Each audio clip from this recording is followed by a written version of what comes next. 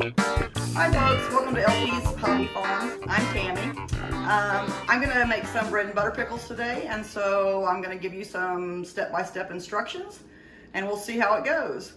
Now I use a recipe from my husband's aunt, and it's one of those old-timey recipes that calls for a gallon of clean cucumbers. I don't know how many cucumbers is a gallon, so I kind of guesstimate on that. There are some parts that are actual real parts of the recipe, which is 2 green peppers and 2 red peppers, and I'm going to use 1 green pepper that I bought at the grocery store and 2 that we grew that happen to be small, so I'm going to use those. It also calls for 8 small onions. I don't know what they consider a small onion. I usually use 4 medium-sized onions. Basically, everything just has to be really sliced very thinly. These are all cucumbers that were harvested this morning. I've washed them once, but obviously I just noticed I didn't wash them that good, so we're going to wash them again. And then basically it's just kind of slicing off the ends. And then, I don't know, what's that, maybe 1/8 of an inch slice, something like that. And they're bread and butter pickles, so it's kind of one of those, if you like them thicker, make them thicker. If you like them thinner, make them thinner. Now this is going to take me a while. I'm going to put them in this bucket, and what we're going to do after that, I'll show you in a bit. Okay, I'm back. I've got half of my cucumbers done. Now at the beginning of this video I said it was going to take a gallon of clean cucumbers, and I didn't know how much a gallon is. And I suppose they did that because it depends on what size the cucumbers are.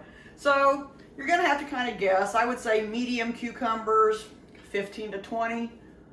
You're just going to kind of have to wing it on that one. But this is about half of what I'm going to use. You also use a couple of green peppers, several onions, and a couple of red peppers. And once you've got it to this point, you're going to put these in there. Cucumbers first, half of your green peppers, half of your red peppers, whoops, trash, and half of your onions.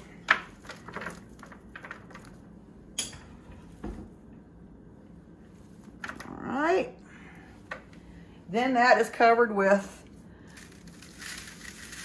this is 1/4 of a teaspoon of salt, sorry, 1/4 of a cup of salt. The entire recipe will call for 1/2 of a cup, so I'm just splitting it in 2.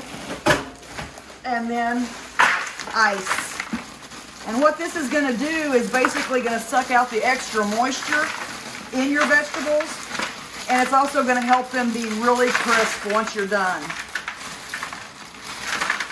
Okay, half the process is done. We're going to keep doing the same thing. And what kind of pickles are you making again? I'm making bread and butter pickles. Cool. Okay, we're back. I've got the rest of my cucumbers done. Now I'm going to add the rest of my vegetables. And the one thing that I forgot to mention is we're in Texas. Everybody in Texas likes things a little bit spicy. Not too much for our household, but a little spicy. So when I do bread and butter pickles, I always add a couple of sliced jalapenos as well. Now these are going to go in 5, 6, 7 quart-sized jars, however many I end up making once this is done. So it's not going to be hot or anything, but all these vegetables are going to absorb the flavor of this brine, and when they're done, they're just incredibly good. Now I'm going to put the rest of my salt on here and some more ice, and then this all has to sit for about 3 to 5 hours, whatever's good for you. And then we'll be back.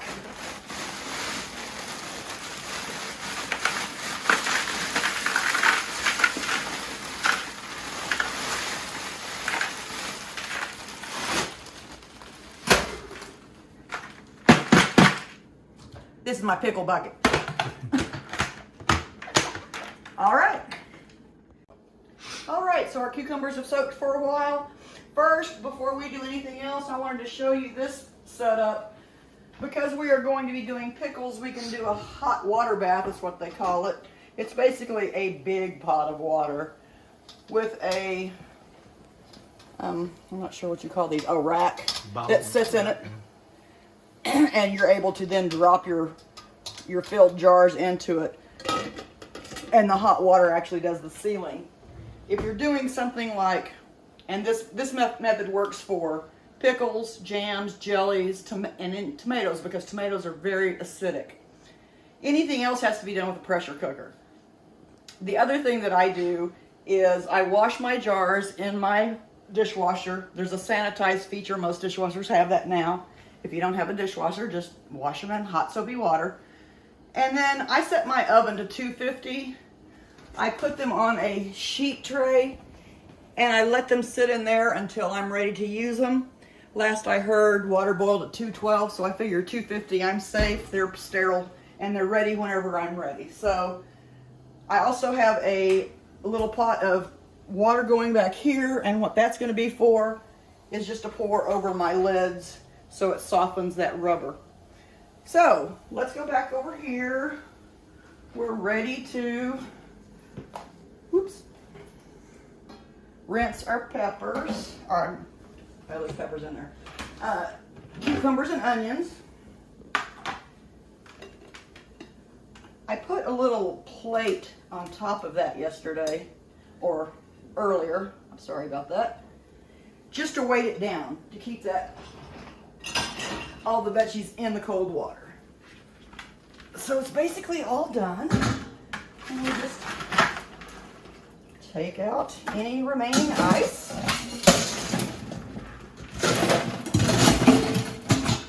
And then pour some out.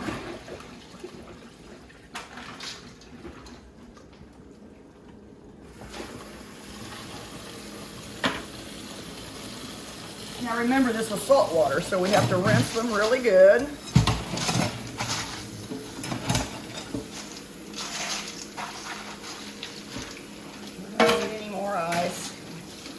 Get the ice out.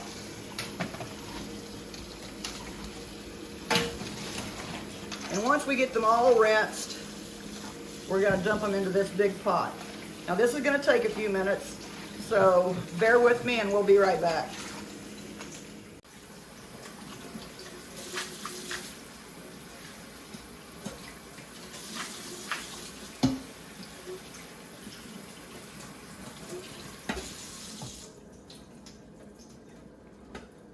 You want me to talk or no? Up to you. We're filming. Zuck. Say hi to the good folks. You can cut that shit out. Okay. This is the last of our cucumbers and our onions and our peppers. They're all in that pot. Okay. Now, that's just going to sit there for a minute while we come over here and we make our brine. Your brine is made with 5 cups of sugar, 1.5 teaspoons of turmeric, 1/2 teaspoon of cloves, 2 teaspoons of mustard seed, 1 teaspoon of celery seed. And I want every little drop because I'm greedy. And what was already in there? Sugar. Oh, sugar? 5 cups of sugar. 5 cups of sugar. And then 5 cups of white vinegar.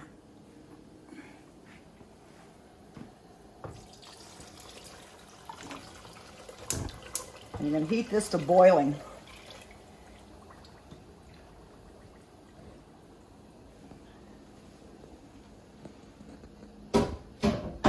And that's going to take just a few minutes.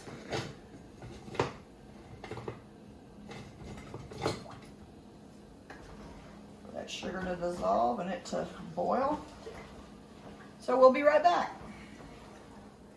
All right, I've got my brine boiling. So now we take this and we take it over here. I'm going to set that down really quickly and grab a pot holder because it's ideal it'll get warm.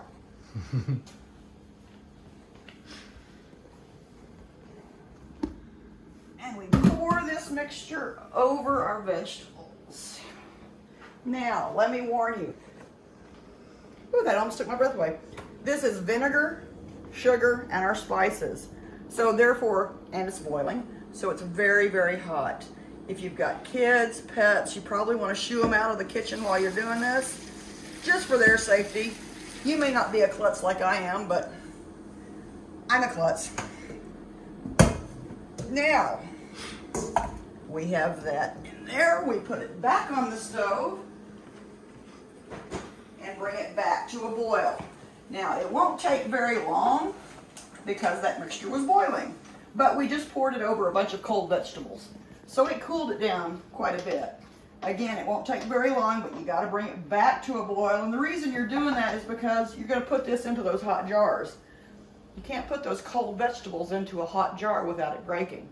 So you have to bring everything back to the boil and then stuff your jars.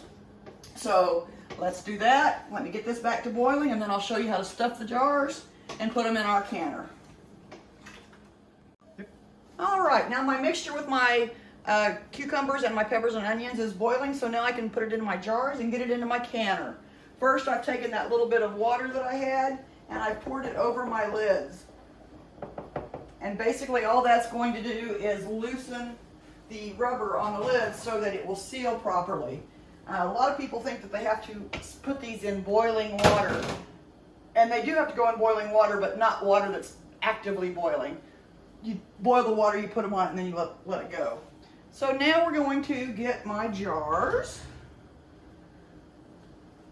I've probably got 101 paper or pot holders out at the moment, and they're all behind Lanny. I can see them. So here's my jars. I wasn't exactly sure how many I would have or need, so I always, for me, it's like, well, I'd rather have too many than not enough. And everybody does this kind of differently. I don't have enough counter space to be able to have everything exactly where I need to do it. So I kind of make things work. Remember, these are sterile and they've been in a 200-degree oven, so they're hot. But basically you just stuff your mixture in the jars, stuff them pretty good. And then when you're done, we'll fill them all up with the brine that's left in the pot. Be right back. My cucumbers and my peppers and my onions, all in my jars. You need to leave about 1 inch of head, they call it head space. That's basically between your vegetables and the top of your lid. Actually, I think this one was more like a 1/2 inch. Anyway, your recipes will tell you. Then you take this brine that you've made and you pour it in until it's that 1/2 inch mark.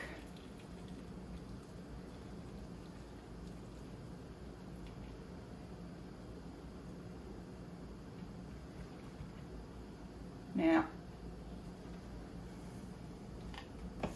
this is a little tool that actually lets you go down and get the air bubbles out. You basically put it towards, I don't know if you can see that jar, but you put it in the edge and basically you just kind of move stuff in, and any air bubbles that are in there will basically release. Did that come with your canning kit? It comes with your canning kit, yes. And so you just keep doing that until you have those all filled up and all the air out of them, which won't take very long. We got that kit on Amazon, didn't we? We either bought it on Amazon or I bought it at Walmart. They have them right at Walmart. So. Cool.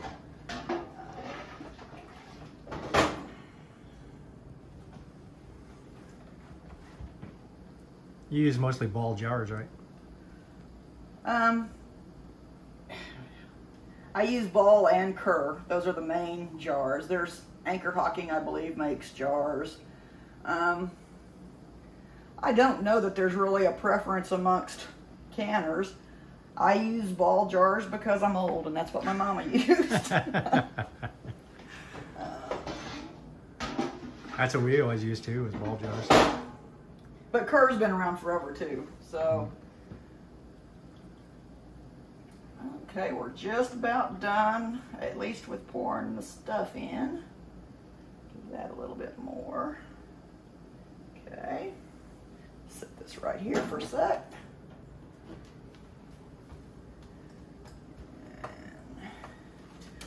And we use our handy little tool. And actually, I wish I'd had Lanny doing a close-up. As soon as I put that in, you could see all the bubbles releasing. Look on this one, Lanny, because I'm fixing to do it. I don't know if you'll see any go up or not, actually. Of course not. You know, that perfect, there, you saw some. Mm-hmm. That perfect shot was missed. Maybe the next one, do it. Yeah, I can see Yeah, it. you'll just see some. And, you know, it's not imperative that you get every one of them out. So you just kind of do the best you can. It's not, you know, I just go around them about 4 or 5 times. And apparently it works because I've been canning forever and everything comes out fine. So down there. All right. And once you do that, you usually have just a little bit more room for some more juice.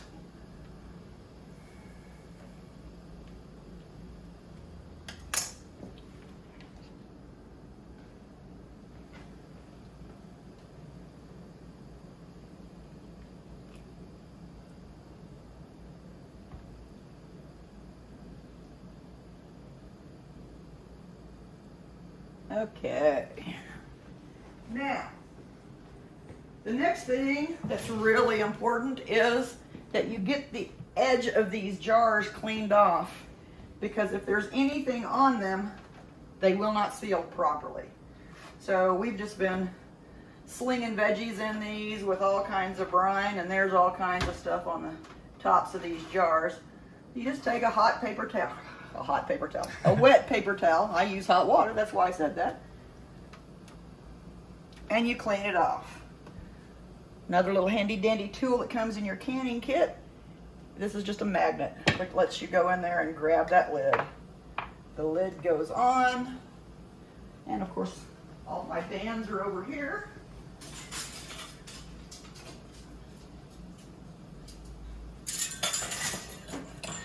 And the band goes on. They say finger tight, which means just till it's tight, don't yank, crank on it. And here is our hot boiling water. Crank that up so it gets back to a hot boil, a high boil. You'll use your little tongs and you start setting these in.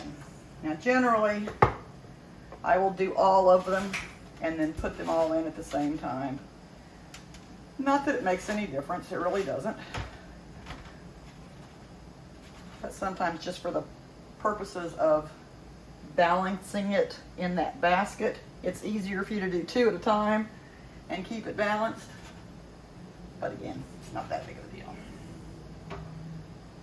And again, I don't know if I said, these are quart-sized jars.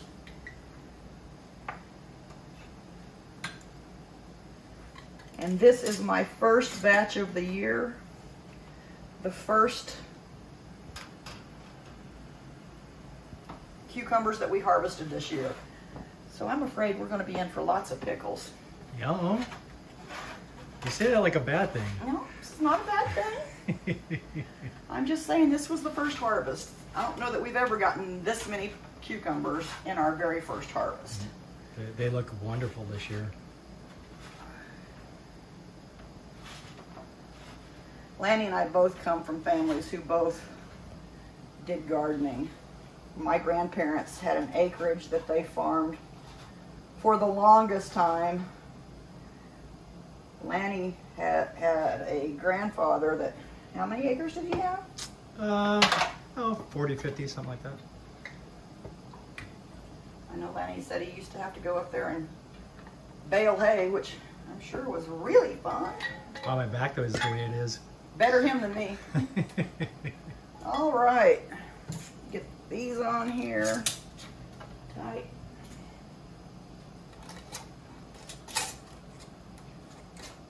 Tight. And always, I've done this before, thought that I could save my bands from something else, or my lids from something else that I had canned, and that I could get it to seal. It wasn't a big deal. Sometimes it does work. Most of the time it doesn't, and then you've wasted all that effort, and you have to turn around and can it again anyway. So I just have gone to the, I will use fresh new lids every time I can. All right, now if I had had 7, that 7th one could go right there in the middle. And what was the deal with possibly having a half jar? If you had any extra left over, put it in a jar, cover it with some brine, put it in the refrigerator. Let it cool off first, but then put it in the refrigerator. It's good to go as soon as you're ready. However, if you let it wait a week or so, it's even going to be that much more flavorful. All right, these get dropped into the water. Now be careful, because you don't want your water to do that. So I'm going to grab something just to get a little bit of that out of there. It needs to be approximately 1 inch above your jars. This is about 1.5 inches, which isn't going to hurt anything. And as long as it doesn't boil over, it's fine. In fact, I'm tempted just to leave it, because what happens at this point, in fact, I'm not going to take any more out, I'm going to leave that right there. What happens at this point is you let it come back to a boil, and you put the lid on it, but you don't want it to be a hard boil at this point. You basically want it to be sort of a simmer, and it's going to do that for 15 minutes. And when the 15 minutes is up, I'll let you know. This is already starting to simmer, so we'll be back in 15. A moment ago, I was telling you that you didn't want it at a high boil, so I thought I'd just show you about what you do want. And it's just a simmer. I just took the lid off a minute ago, so this has kind of gone down just a little bit, but it's still boiling, so we can start our 15 minutes.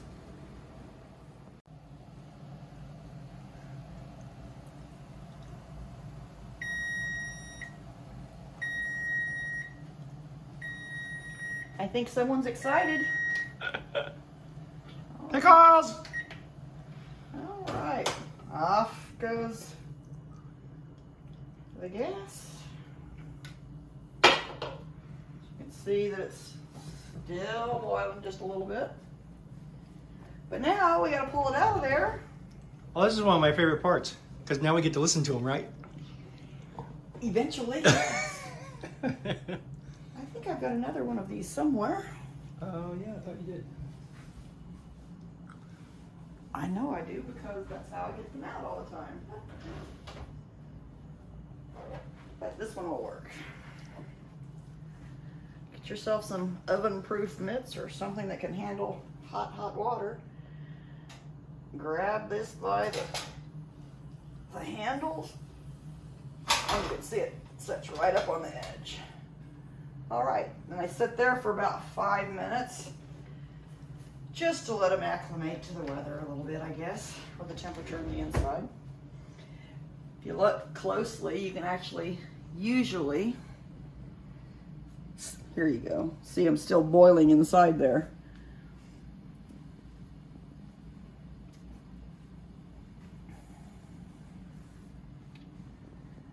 Basically, you just take them out and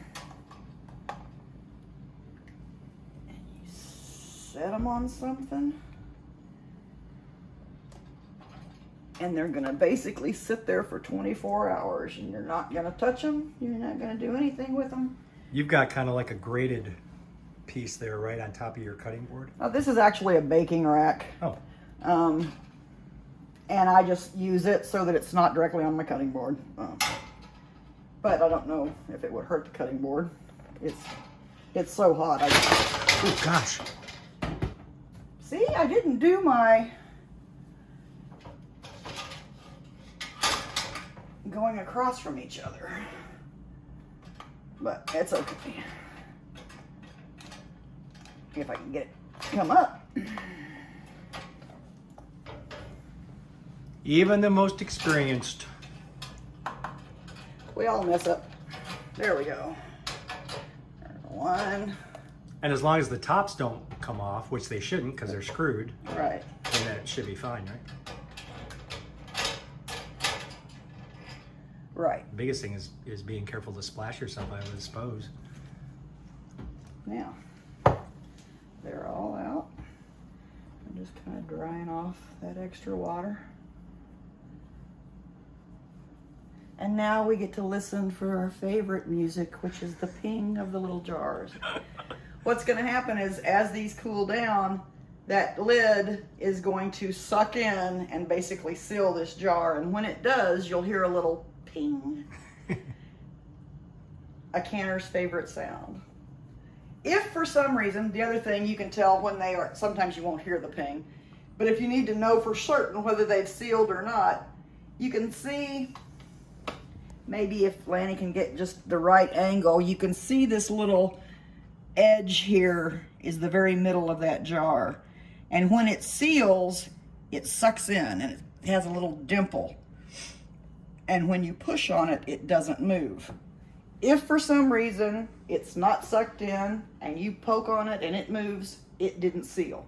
So that means you either seal it with the hot water bath canner again, or you put it in the fridge and heat it. That's usually what I do. All right, let's see what they do. Okay, it's not been that long, but my jars have mostly sealed, so I wanted to kind of show you the difference if you can see it. This one is sealed. You see how that's kind of concave now? Yeah, you can definitely see it. And if I press on it, it doesn't do anything. This one, however, has still got a bump in it. If I press on it, it's going to press. But I don't want to do that because if I press on it, it might force a seal, and you don't want that to happen. So, all the other ones are sealed properly. This is the only one we're waiting on. I have no doubt it'll seal too in a few minutes. And if it doesn't, it'll go in the refrigerator. And all of my jars have sealed, except the one that I was so sure would go ahead and seal. The last part of your little ordeal is to put a label on your jar. Tells you what's in it and when you did it. And that way, you know when a couple of years has gone by and you haven't eaten them, then you probably need to chunk them, but ours never last that long. So what you're saying is that the jar that didn't seal is going to have to go in the refrigerator and I'm going to have to eat them? Yeah, that's what I'm saying. So this is the jar that didn't seal. All the jars are identical, and you can see the amount of fluid in all of them that sealed is still the same. But this one that didn't seal, you can see the fluid is now down to here.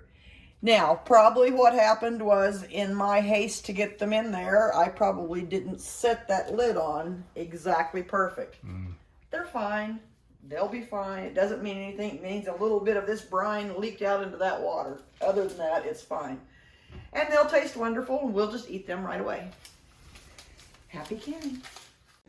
Hey folks, thank you very much for tuning in today. We hope that you found Tammy's canning video informative. You learned something, and then you can make some of your own stuff, especially pickles, because we love pickles. But thank you again very much for tuning in. If you enjoyed it, want to share it with somebody, we'd really appreciate it. Hit the subscribe button, hit the like button if you liked it. Leave us a comment if there's anything. I'm sure, just like I've mentioned in the farming videos before, there's lots of different ways to do stuff. So if you have ideas or other ways to do things, leave it in the comments. We'd love to hear from you. And again, we wish you all a blessed day and happy farming. Happy canning.